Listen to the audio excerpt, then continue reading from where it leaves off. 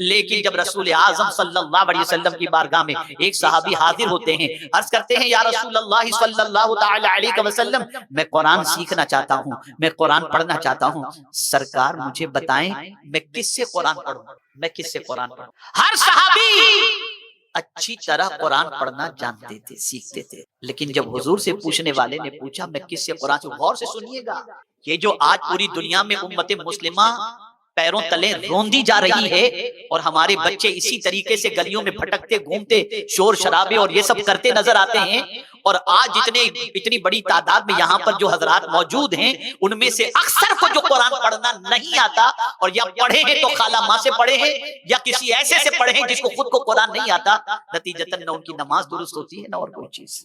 اب حضور نے کس سے قرآن سیکھنے کے لیے فرمایا؟ جب پوچھنے والے نے پوچھا حضور میں قرآن سیکھنا چاہتا ہوں کس سے سیکھوں، تو میرے آقا صلی اللہ علیہ وسلم نے فرمایا استقرأ القرآن من اربعۃ، چار میں سے کسی ایک سے قرآن سیکھ۔ صحابہ اخلاق سے زائد، لیکن جب قرآن سیکھنے کی بات کی جا رہی ہے تو سرکار چار لوگوں کو آئیڈینٹیفائی کرتے ہیں کہ قرآن سیکھنا ہے تو ان چار سے سیکھو۔ پہلا نام سرکار صلی اللہ علیہ وسلم نے حضرت ابی بن کعب رضی اللہ تعالیٰ عنہ کا لیا کہ ابی ابن کعب سے سیکھو۔ اب ابی ابن کعب سید القراء، ابی ابن کعب سید العلماء تھے۔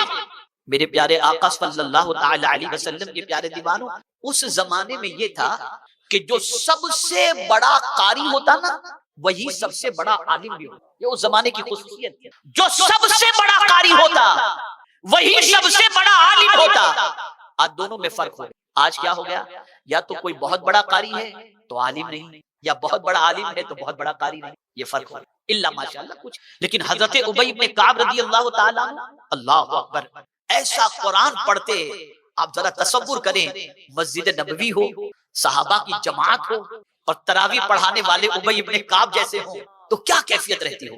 میرے پیارے آقا صلی اللہ تعالی علیہ وسلم کے پیارے دیوانوں، جب حضرت ابی بن کعب رضی اللہ تعالی عنہ مسجد نبوی شریف میں قرآن شریف کی تلاوت کر رہے تھے، تراویح پڑھا رہے تھے، اور صحابہ کی ایک بڑی جماعت ان کے پیچھے اقتداء میں تراویح کی نماز ادا کر رہی تھی، مولا علی کا گزر ہوا۔ مولا علی نے دیکھا کہ مسجد تو بقعہ نور بنی ہوئی ہے، صحابہ کی جماعت ہے، حضرت ابی بن کعب اس طرح سے قرآن پڑھ رہے ہیں کہ لوگ قرآن میں ڈوبے ہوئے ہیں، تو مولا علی کرم اللہ تعالی وجہہ الکریم نے فرمایا اللہ عمر ابن خطاب کو جزائے خیر عطا فرمائے کہ اس نے ابی ابن کعب جیسے کو مصلی پہ کھڑا کر کے پوری مسجد کو بقعہ نور بنا دیا۔ یہ تھے حضرت ابی ابن کعب رضی اللہ المولا تبارک و تعالی۔ تو سرکار صلی اللہ علیہ وسلم فرماتے ہیں قرآن سیکھنا ہے تو ابی ابن کعب سے سیکھو۔ پہلا نام ان کا حضور نے فرمایا۔ دوسرا نام سرکار صلی اللہ علیہ وسلم فرماتے ہیں یا عبداللہ ابن مسعود سے سیکھو۔ حضرت عبداللہ ابن مسعود رضی اللہ تعالی عنہ بہت بڑے قاری قرآن تھے، بہت بڑے عالم دین تھے۔ جب کوفہ والے حضرت عبداللہ ابن مسعود رضی اللہ تعالی عنہ کو لینے کے لیے اور مانگنے کے لیے حضرت فاروق اعظم کے پاس آئے اور انہوں نے کہا امیر المؤمنین ہمیں عبداللہ ابن مسعود دے دیجئے، کوفہ میں ہم چاہتے ہیں کہ علم پھیلے۔ تو رسول اعظم صلی اللہ علیہ وسلم کے خلیفہ حضرت فاروق اعظم رضی اللہ تعالیٰ عنہ نے فرمایا اے لوگو، عمر ابن خطاب تو یہ چاہتا ہے کہ عبداللہ ابن مسعود یہاں رہے اور میں چاہتا ہوں کہ ان کے علم سے لوگ فائدہ اٹھائیں، لیکن تمہاری ضرورت کو میں فوقیت دے رہا ہوں اور عبداللہ ابن مسعود میں تم کو دے رہا ہوں۔ اللہ اکبر۔ حضرت عبداللہ ابن مسعود رضی اللہ تعالیٰ عنہ جب کوفہ پہنچے تو آپ جانتے ہیں چند ہی سالوں کے اندر 4000 علماء انہوں نے تیار کیا، اور جب مولا علی کوفہ کی سرزمین پر پہنچے تو 4000 علماء مولا علی کے استقبال کے لیے گئے، اور جب مولا علی نے دیکھا اتنے علماء کو تو فرمانے لگے اے عبداللہ ابن مسعود تم نے تو کوفہ کو علم سے بھر دیا۔ اور حضرت عبداللہ ابن مسعود کے علم کے سلسلے میں شیعہ بھی اعتراف کرتے ہیں کہ عبداللہ ابن مسعود رضی اللہ تعالیٰ عنہ نے کوفہ کو علم سے بھر دیا۔ تو سرکار صلی اللہ علیہ وسلم فرماتے ہیں اگر ابی ابن کعب سے نہیں سیکھ پاتے تو عبداللہ ابن مسعود سے سیکھو۔ بڑے جلیل القدر صاحب ایسا قرآن پڑھتے تھے۔ ایک بار مسجد نبوی شریف میں نماز پڑھ رہے تھے اور سرکار صلی اللہ علیہ وسلم کا گزر ہوا، رک گئے حضور قرآن سن۔ آپ سوچئے کیسا قرآن پڑھ رہے ہوں گے کہ صاحب قرآن خود رک کر کے ان سے قرآن سن رہے ہیں، بلکہ حضرت عبداللہ ابن مسعود سے کہتے عبداللہ مجھے قرآن سناؤ۔ تو حضرت عبداللہ ابن مسعود کہتے حضور قرآن تو آپ کے سینے پر نازل ہوا، میں آپ کو قرآن سناؤں؟ تو سرکار فرماتے تھے عبداللہ مجھے دوسروں سے قرآن سننا بھی اچھا لگتا ہے۔ حضور قرآن سنتے تھے عبداللہ ابن مسعود رضی اللہ۔ ایک مرتبہ جب حضرت عبداللہ ابن مسعود قرآن سنا رہے تھے حضور صلی اللہ علیہ وسلم کو، اور جب اس آیے کریمہ پر پہنچے فَكَيْفَ إِذَا جِئْنَا مِن كُلِّ أُمَّةٍ شَهِيدًا، جب یہاں پہنچے تھوڑا آگے بڑھے، نگاہ اٹھا کے دیکھی تو حضور کی آنکھوں سے آنسو جاری۔ پتہ چلا قرآن سن کر رونا بھی مصطفیٰ کی سنت مبارکہ ہے۔ وہ لوگ جو غزلیں سن کر روتے ہیں، گانے سن کر روتے ہیں، اور قرآن سننا جن کے دل پر بوجھ بن جاتا ہے اور قرآن کی تلاوت ہو رہی ہے کب ختم ہوگی والی پوزیشن ہے، ان کو چاہیے کہ اپنے ایمان کا احتساب کریں، اپنے ایمان کا جائزہ لیں۔ کس منہ سے تم اپنے آپ کو مسلمان کہتے ہو جب تمہیں قرآن سننا بھی اچھا نہیں لگتا؟ تو آقا کریم صلی اللہ علیہ وسلم نے دوسری شخصیت کا تذکرہ فرماتے ہوئے فرمایا عبداللہ ابن مسعود سے قرآن سیکھو۔ پھر تیسرا نام رسول اعظم صلی اللہ علیہ وسلم نے کس کا لیا؟ حضرت معاذ بن جبل، اعلم، بہت بڑے حلال و حرام کے جاننے والے عالم، ان کے جیسا حلال و حرام کا جاننے والا صحابہ میں کوئی دوسرا نہ تھا، اتنے بڑے عالم تھے۔ بہت کم عمری میں اس دنیا سے تشریف لے گئے، غالباً 33 سال کی عمر تھی یا 38 سال کی کم و بیش کہ اس دنیا سے تشریف لے۔ جب فاروق اعظم رضی اللہ تعالیٰ عنہ پر حملہ ہوا اور آپ شہید ہونے کے قریب تھے تو سیدنا فاروق اعظم رضی اللہ تعالیٰ عنہ سے یہ عرض کیا گیا کہ حضور اپنے بعد کسی کو خلیفہ نامزد کر دیں تو بہتر ہوگا۔ ارشاد فرماتے ہیں اگر معاذ بن جبل ہوتے نا تو میں ان کا نام پیش کر دیتا، لیکن معاذ بن جبل جیسا اس کے بعد کسی ماں نے پیدا ہی نہیں کیا۔ یہ تھے حضرت معاذ بن جبل جن سے قرآن سیکھنے کے لیے حضور فرما رہے ہیں۔ اتنے بڑے عالم تھے حلال و حرام کے جاننے والے کہ بڑے بڑے صحابہ حضرت معاذ بن جبل رضی اللہ تعالیٰ عنہ سے استفسار کیا کرتے۔ اور جب یمن کا گورنر بنانا ہوا تو سرکار صلی اللہ علیہ وسلم نے حضرت معاذ بن جبل رضی اللہ تعالیٰ عنہ ہی کا انتخاب فرمایا اور انہیں یمن کا گورنر بنا کر کے۔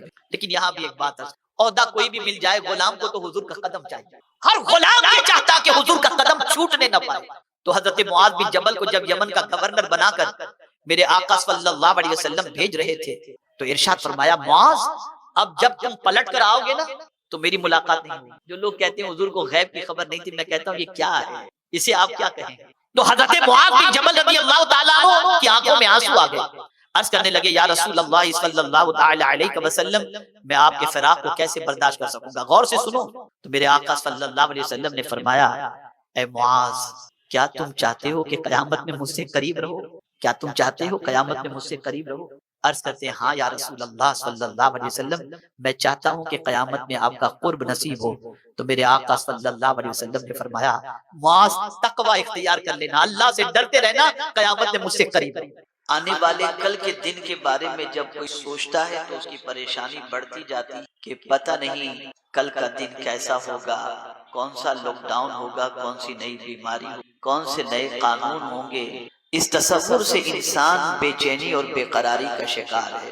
آلام و مصائب تو اس دنیا کا حصہ ہے اور اس دنیا میں رہنے والا انسان کوئی بھی ایسا نہیں جو آلام و مصائب سے دوچار نہ ہو سکتا ہو، لیکن جس زمانے میں آلام و مصائب کے پہاڑ ٹوٹے اور مسائل کے انبار کھڑے ہوئے، بڑی آسانی کے ساتھ لوگ نکل گئے، اس لیے کہ ان کا تعلق بالقرآن بڑا مضبوط۔ لیکن آج ہم اگر اپنے مسائل سے نکل نہیں پا رہے ہیں اور پریشانیوں سے نکل نہیں پا رہے ہیں تو اس کی سب سے بڑی وجہ یہ ہے کہ ہم نے قرآن سے رہنمائی حاصل کرنا چھوڑ دی اور قرآن سے ہمارا تعلق بالکل کمزور ہی نہیں بلکہ ٹوٹنے کے قریب ہو چکا ہے۔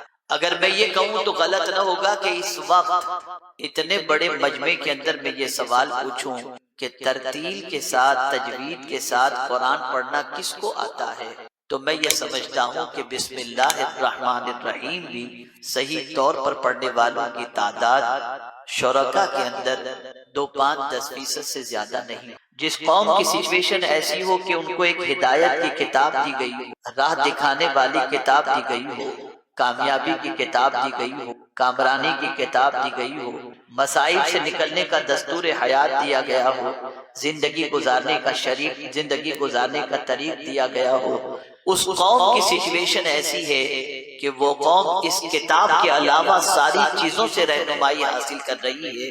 سن لو، قرآن نے واضح لفظوں میں فرما دیا ان ھذا القرآن یہدی للتی ہی اقوم، بے شک یہ قرآن سب سے سیدھا راستہ دکھانے والی کتاب ہے۔ آج مسلمانوں کو اپنے پریشانی کا حل دکھائی نہیں دیتا، مسائل کا حل نہیں سوچتا۔ لوگ ایک دوسرے کو دیکھتے ہیں، آرٹیکل پڑھتے ہیں اور سوچتے ہیں کہ ہمیں ہماری پریشانی کا حل کیسے ملے، لیکن میں آپ سے عرض کرتا ہوں پریشانیاں تو اپنی جگہ پر۔ صحابی رسول تو یہ کہتے ہیں کہ اونٹ کی رسی بھی گم جائے تو میں اسے قرآن سے تلاش کر لیتا ہوں۔ اے رسول گرامی وقار صلی اللہ تعالی علیہ وسلم کے پیارے دیوانوں، آئیے میں قرآن کے سلسلے میں کچھ باتیں آپ کے دل و دماغ میں اتارنے کی کوشش کروں۔ میرے پیارے آقا صلی اللہ تعالی علیہ وسلم کے پیارے دیوانوں، جب میرے کریم نے قرآن مقدس کو نازل کرنا چاہا تو کہاں نازل کیا؟ زمین و آسمان، ساری کائنات، ساری مخلوق کی موجودگی کے باوجود اللہ نے قرآن کے لیے ایسے پاک سینے کا انتخاب فرمایا جس پاک سینے سے بڑھ کر کے کوئی دوسری پاک چیز ہو نہیں سکتی۔ اللہ نے اپنے محبوب کے دل کا انتخاب فرمایا اور اپنے محبوب کے قلب پر قرآن مقدس کو نازل فرمایا۔ یہ نہیں فرمایا کہ نزل بہ جبریل، بلکہ فرمایا نزل بہ روح الامین۔ آپ اندازہ لگائیں، روح الامین کے ذریعے قرآن مقدس نازل کیا گیا، علی قلبک، میرے محبوب آپ کے قلب پر نازل کیا گیا۔ میرے پیارے آقا صلی اللہ علیہ وسلم کے پیارے دیوانوں، اللہ تعالی علیہ وسلم اتنا عظیم قلب ہے کہ کائنات کے اندر اس سے زیادہ پاک کوئی قلب ہو نہیں سکتا۔ مصطفیٰ جان رحمت صلی اللہ علیہ وسلم کے اسی قلب کی طرف امام عشق و محبت نے کیا ہی خوب کہا، کہتے ہیں تو جو چاہے تو ابھی میل میرے دل کے دھلیں کہ خدا دل نہیں کرتا کبھی میلا تیرا۔ میرے پیارے آقا صلی اللہ تعالی علیہ وسلم کے پیارے دیوانوں، رسول اعظم صلی اللہ علیہ وسلم کا قلب اطہر وہ عظیم قلب ہے جو کبھی سوتا نہیں، آنکھیں بند لیکن قلب یاد الہی میں مصروف ہے۔ قلب کی سچویشن یہ ہے کہ افکار صالحہ کے اندر قلب اپنے اوقات کو گزار رہا ہے۔ ہم سو جائیں تو ہمارا وضو ٹوٹ جائے، لیکن نبی رحمت صلی اللہ علیہ وسلم سو جائیں تو آپ کا وضو نہیں ٹوٹتا، اس لیے کہ یذکر اللہ فی کل حین، آقا کریم صلی اللہ علیہ وسلم ہر لمحہ اللہ کے ذکر میں مصروف رہتے۔ اس قوم کی تباہی کی سب سے بڑی وجہ یہ ہے کہ اس نے ہدایت کی کتاب سے اپنے رشتے کو توڑ دیا، قرآن سے اپنا تعلق کمزور کر دیا۔ اور بڑی معذرت کے ساتھ میں عرض کروں گا ان لوگوں کو جو لوگ اپنے بچوں کے سلسلے میں یہ فکر نہیں رکھتے کہ ان کے بچے اچھی طریقے سے قرآن سیکھیں، انہیں اگر اپنے بچے کو سکھانا ہے، میتھ سکھانا ہے تو میتھ کے ایکسپرٹ کے پاس پڑھائیں گے، انگلش سکھانا ہے تو انگلش کے ایکسپرٹ کے پاس پڑھائیں گے، لیکن قرآن اگر سکھانا ہے تو خالہ ماں کے پاس پڑھائیں گے، پانگی صاحب کے پاس پڑھائیں گے، جن کا خود کا قرآن الا ماشاءاللہ درست نہ ہو، وہ قرآن کیسے سکھائیں گے اور کیسے پڑھائیں گے؟ آپ اندازہ لگائیں۔ میرے پیارے آقا صلی اللہ تعالی علیہ وسلم کے پیارے دیوانوں، رسول اعظم صلی اللہ علیہ وسلم نے بہتری کی سند کسے عطا فرمائی؟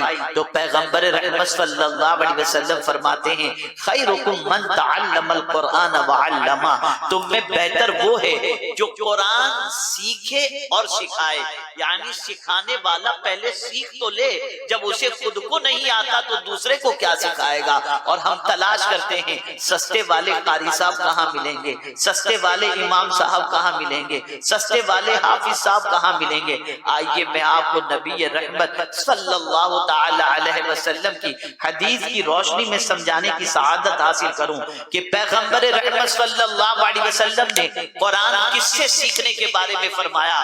آئیے میں آپ کو بتاؤں، آقا کریم صلی اللہ علیہ وسلم کے 1,00,000 سے زائد کم و بیش صحابہ موجود تھے، لیکن جب قرآن سیکھنے کی بات آئی تو پیغمبر رحمت صلی اللہ علیہ وسلم فرماتے ہیں استقرأوا القرآن من 4 او کما قال، اگر قرآن پڑھنا چاہتے ہو تو 4 لوگوں سے قرآن پڑھو۔ یہ حضور صحابہ سے فرما رہے ہیں، من ابی بن کعب، من عبداللہ ابن مسعود، من معاذ بن جبل، من سالم۔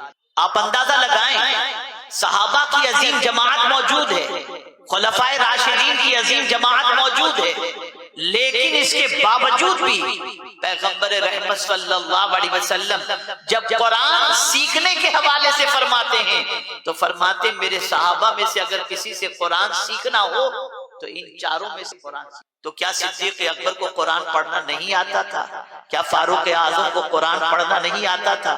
کیا حضرت عثمان غنی کو قرآن پڑھنا نہیں آتا تھا؟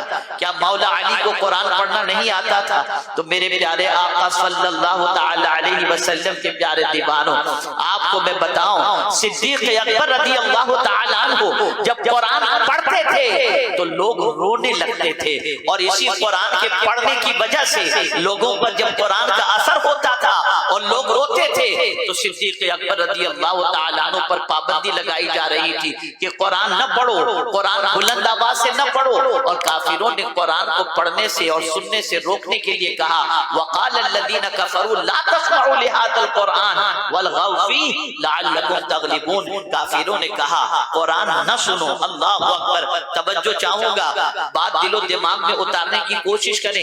کافروں نے کہا قرآن نہ سنو، اور جب قرآن پڑھا جائے تو شور مچاؤ تاکہ تمہیں غلبہ حاصل ہو جائے، لیکن میرا کریم ارشاد فرماتا ہے تم رحمت کے حقدار بننا چاہتے ہو، تم چاہتے ہو کہ میں تم پر مہربانی کروں، میں تم پر رحمت کی چادر تان دوں، میں تم پر رحم و کرم کی بارش کروں، تو میرے غلاموں، میرے بندو، کان کھول کر سن لو، اذا قرئ القرآن فاستمعوا له وانصتوا لعلكم ترحمون، جب قرآن پڑھا جائے تو چپ رہو، خاموشی کے ساتھ قرآن کو سنو۔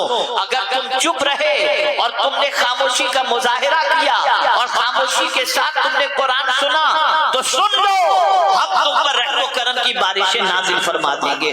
تو قرآن سننے پر رحم و کرم کی بارشیں نازل ہوتی ہیں، قرآن پڑھا جاتا اس وقت چپ رہنے پر رحم و کرم کی بارشیں نازل ہوتی ہیں۔ لیکن آج کے مسلمان کی سچویشن یہ ہے کہ قرآن سننا اچھا نہیں لگتا۔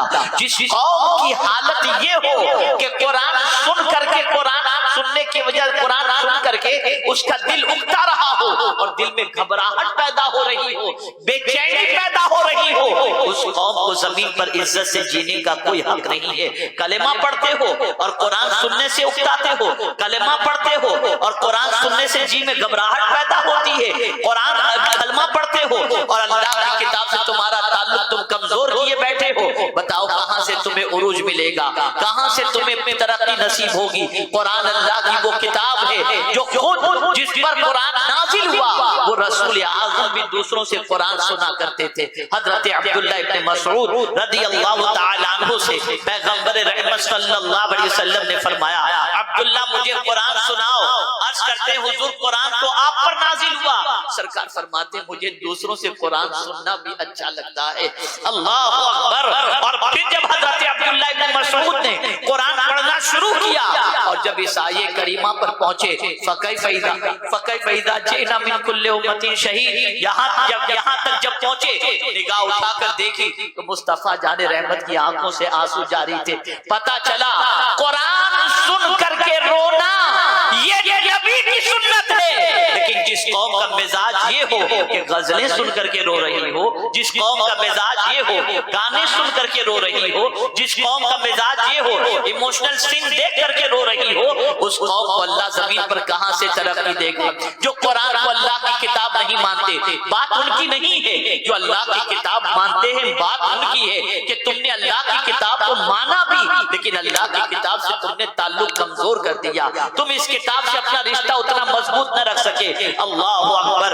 میرے پیارے آقا صلی اللہ علیہ وسلم کے پیارے دیوانوں، تنگ دستی کے زمانے میں، مسائل کے زمانے میں، آلام کے زمانے میں، تکالیف کے زمانے میں، مصیبتوں کے زمانے میں صحابہ نے قرآن کا سہارا لیا اور قرآن سے اپنے تعلق کو مضبوط کیا۔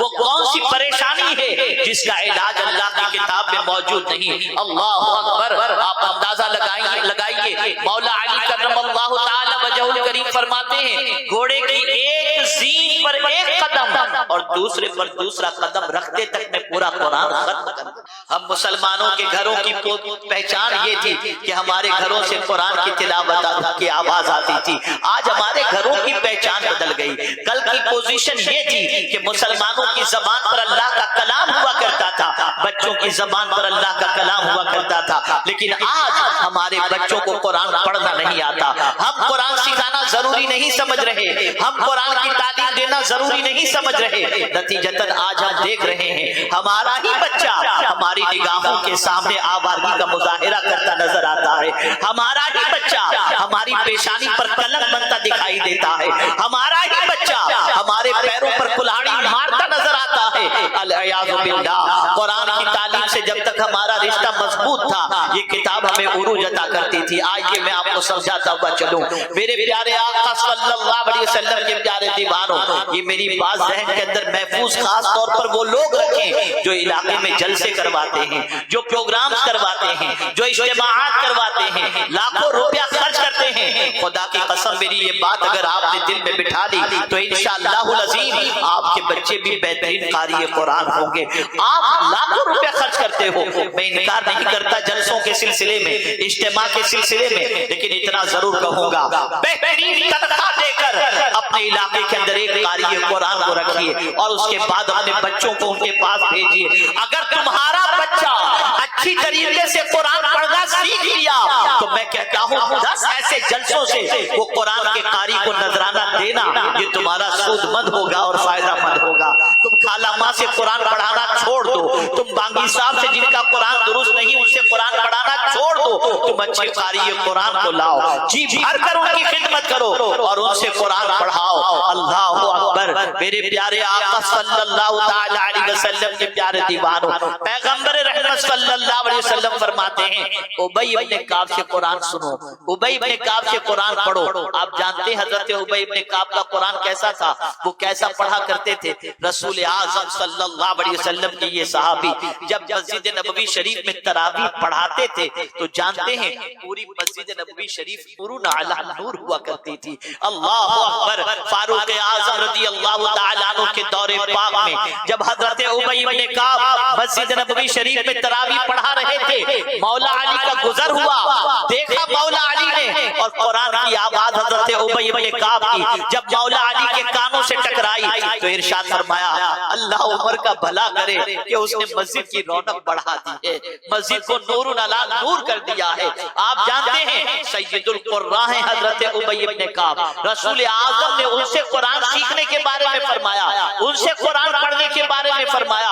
اللہ اکبر۔ صدیق اکبر کا قرآن بھی بہت اچھا تھا، وہ پڑھتے تھے تو لوگ روتے تھے، اور فاروق اعظم جب قرآن پڑھتے تھے تو سوئے ہوئے جاگ جاتے تھے، عثمان غنی جب قرآن پڑھتے تھے تو آپ دیدہ ہو جایا کرتے تھے، اور مولا علی ان کا تو کہنا ہی کیا۔ اے رسول اعظم صلی اللہ علیہ وسلم کے پیارے دیوانوں، لیکن چونکہ ان کے سر پر ذمہ داریاں دوسری تھیں، وہ اگر پڑھاتے اور باقی ذمہ داریوں کا مسئلہ تھا وہ بھی نبھانا ان کے لیے مشکل ہوتا، اس لیے پیغمبر رحمت نے 4 قراء کا انتخاب فرما کر صحابہ کی اتنی بڑی جماعت کے اندر ان کی نشاندہی فرمائی، اور پھر دوسرے صحابی حضرت عبداللہ ابن مسعود، اللہ اکبر، حضرت عبداللہ ابن مسعود رضی اللہ تعالیٰ عنہ کا قرآن اتنا زبردست تھا، اتنا عظیم تھا، اور قرآن کے اتنے غواص تھے اور اتنے ماہر تھے کہ اللہ اکبر، پیغمبر رحمت صلی اللہ علیہ وسلم کے خلیفہ فاروق اعظم رضی اللہ تعالیٰ عنہ کے پاس کوفہ کے لوگ آئے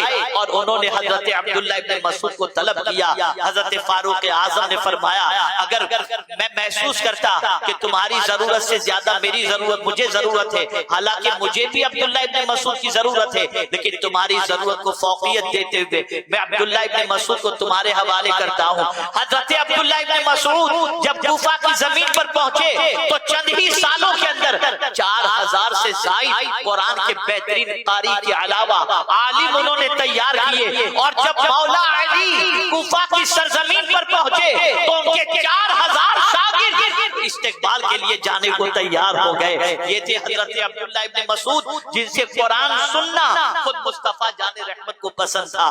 ہم ہمارے زوال کی بات کر رہے ہیں، ہم ہماری پریشانی کی بات کر رہے ہیں، ہم ہماری شکست کی بات کر رہے ہیں، ہم ہماری کمزوری کی بات کر رہے ہیں، ہم ہماری ناتوانی کی بات کر رہے ہیں۔